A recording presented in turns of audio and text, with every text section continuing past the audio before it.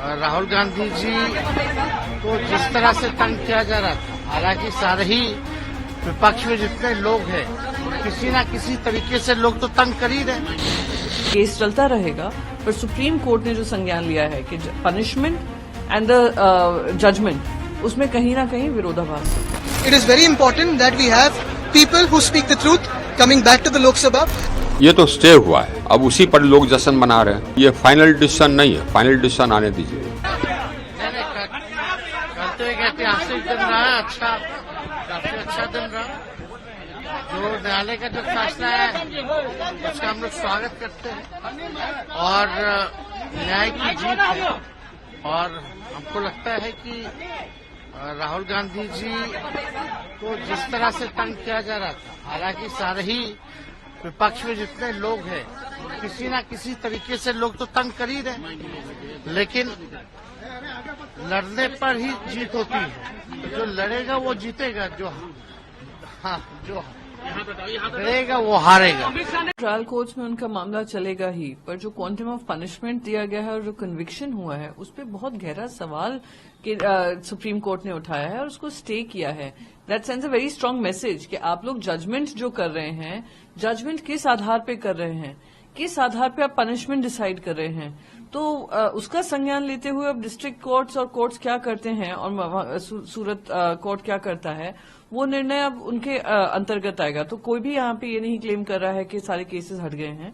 Case चलता रहेगा, पर सुप्रीम कोर्ट ने जो संज्ञान लिया है कि पनिशमेंट एंड द जजमेंट, उसमें कहीं ना कहीं विरोधाभास है। फडणवीस जी खुद ऐसी बयानबाजी करते रहते हैं। प्रधानमंत्री नरेंद्र मोदी जी को भी यही ज्ञान उनको देना चाहिए, फडणवीस जी को। जब जर्सी काव, इटालियन जर्सी काव जैसे शब्दों का इस्तेमाल करते हैं, 50 करोड़ की गर्लफ्रेंड का इस्तेमाल करते हैं, वो ऐसी ऐसी भाषा का इस्तेमाल करते हैं, गुंडागर्दी, ये वो, विपक्ष को क्या, विपक्ष की अलायंस को आप टेररिज्म से लिंक करते हैं।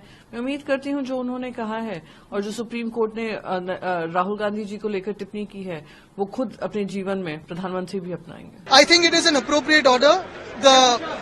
If you see the judgement today, if you see the order today, it is very important that we have people who speak the truth coming back to the Lok Sabha.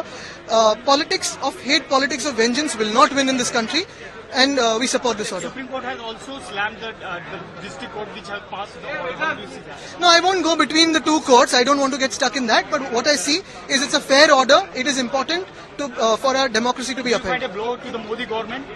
I don't go into all of this. Most important is what is fair, what is right should happen in a country, and that's what I support. Because in the past also we have seen that Supreme Court after the intervention of Supreme Court such kind of order. Like I said, what is fair, what is right should happen in a country, and that is what I support. ये तो stay हुआ है, ये तो एक प्रक्रिया है।